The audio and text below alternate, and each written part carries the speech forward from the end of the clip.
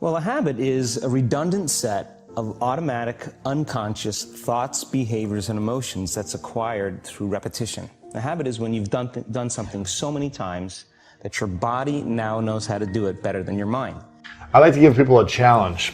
I'm curious, I want everyone listening for the next 7 days to try something. And if you could give 1 to 3 different things that we could think differently or eliminate when a thought comes to us or we react in a certain way, if there's something you think that if we eliminated.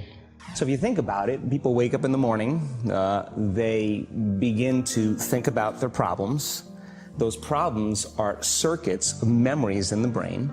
Each one of those memories are connected to people and things at certain times and places. And if the brain is a record of the past, the moment they start their day, they're already thinking in the past. Each one of those memories has an emotion. 1, 2, or 3 things. And we did this every day for 7 days. We would start to see incredible feelings of differently, would feel healthier, more lively, more love. What would be those few things? Okay, well, most people, number one, they get up in the morning and they check their cell phone, they check their text, their WhatsApp, their Facebook, they post something on Facebook, drive to work the same way, do the same thing. So they're in a program. They've actually lost their free will to the program. Wow. Emotions are the end product of past experiences.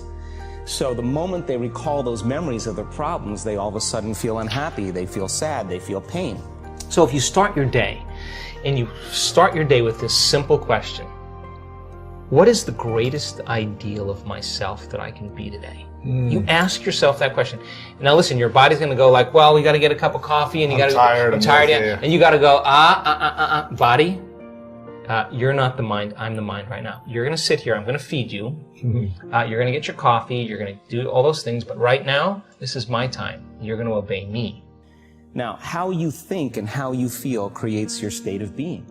So the person's entire state of being when they start their day is in the past. So what does that mean? The familiar past will sooner or later be predictable future. Right? So now, the body's no longer the mind, you're the mind. And so when it wants to get up and you become aware of it and return back to the present moment, every time you do that's a victory.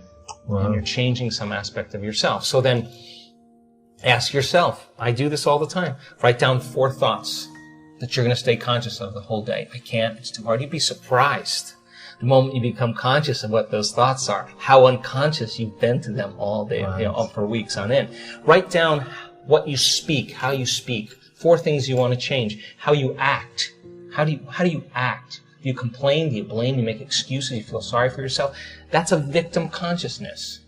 So, if you believe that your thoughts have something to do with your destiny, and you can't think greater than how you feel, or feelings have become the means of thinking, by very definition of emotions, you're thinking in the past. And for the most part, you're going to keep creating the same life. So then people grab their cell phone, they check their WhatsApp, they check their text, they check their emails, they check Facebook, they take a picture of their feet, they post it on Facebook, they tweet something, they do Instagram, they check the news, and now they feel really connected to everything that's known in their life. What emotions do you live by? Is it possible that you're so used to living by guilt you don't even know it's guilt, it just feels like you? Do you allow your energy to drop? Become conscious of those states of mind and body and review them and say, this is the old self. Then say, what thoughts do I want to fire and wire in my brain? And start firing and wiring and start feeling it. And then they go through a series of routine behaviors. They get out of bed on the same side, they go to the toilet, they get a cup of coffee, they take a shower, they get dressed, they drive to work the same way, they do the same things, they see the same people, they push the same emotional buttons, and that becomes the routine, and it becomes like a program. So now they've lost their free will to a program, and there's no unseen hand doing it to them.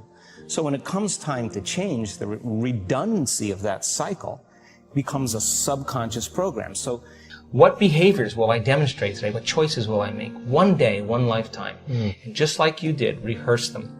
Rehearse the whole entire thing. Yeah. Begin to install the neurological hardware in your brain. And if you keep installing it, the hardware is going to become a software program, and you're going to start thinking and acting that way. And then here's the tough part. Can you teach your body emotionally what your future is going to feel like before it's made manifest? And don't get up until you feel that way. Now, practice that for a few days. And then see if you can stay in that state and watch all of a sudden all those weird doors start opening for you. Synchronicities. Synchronicities, whatever they are. Number 2. Now, 95% of who we are by the time we're 35 years old is a memorized set of behaviors, emotional reactions, unconscious habits, hardwired attitudes, beliefs, and perceptions that function like a computer program. So then a person can say with their 5% of their conscious mind, I want to be healthy, I want to be happy, I want to be free. But the body's on a whole different program. So then how do you begin to make those changes? Well, take up time at the end of your day. The end of your day before you lay down and give thanks for your life and feel gratitude and really teach your body what it feels like. The emotional signature of gratitude, when gratitude means you're getting something. If I give you something that's of value, you would say thank you because you would feel it, right? So when you're receiving, you have to get beyond the analytical mind, because what separates the conscious mind from the subconscious mind is the analytical mind. And that's where meditation comes in, because you can teach people through practice how to change their brainwaves, slow them down.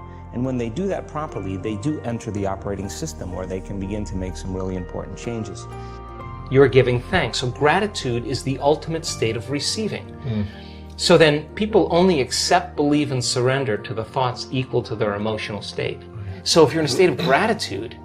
So most people then wait for crisis or trauma or disease or diagnosis. You know, they wait for loss, some tragedy to make up their mind to change. And my message is, why wait?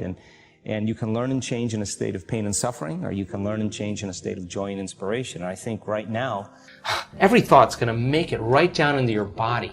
If you're saying, I'm healthy, I'm healthy, I'm healthy, I'm wealthy, I'm wealthy, I'm wealthy, and your body's programmed in negativity, it's saying, no, you're not, no, you're not, no, you're not. That thought's going to stop right here. So as you elevate your state, the cool thing is that people are waking up. That's really interesting, and where I found the deepest hooks into how powerful this can be for somebody is when you talk about trauma, and you've talked about how people experience a traumatic event, but they then basically rehearse it, and how that then has this knock-on effect. So what is that? Why do people find it so hard to get past trauma?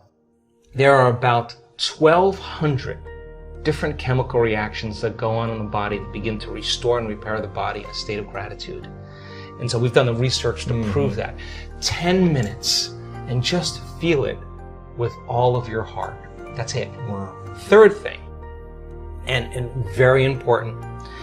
The stronger the emotional reaction you have to some experience in your life, the higher the emotional quotient, the more you pay attention to the cause. And the moment the brain puts all of its attention on the cause, it takes a snapshot. And that's called a memory. Take time, whenever it is, sit down, close your eyes, and begin to just open your awareness to the space around you and just sense it and pay attention to it and become more aware of it. The act of opening your awareness begins to reduce the stress hormones and creates more coherent brainwave states. I'm doing it right now. It's just a practice. Yeah. It's just a practice. And the more you do it, the better you get at it.